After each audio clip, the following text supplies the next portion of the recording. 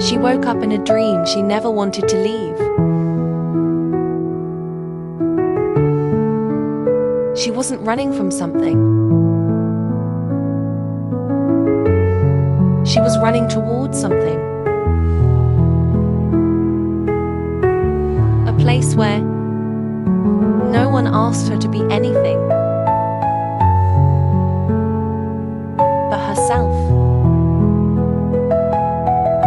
The world felt soft again, and she could finally breathe. She keeps running, not to escape, but to remember who she was.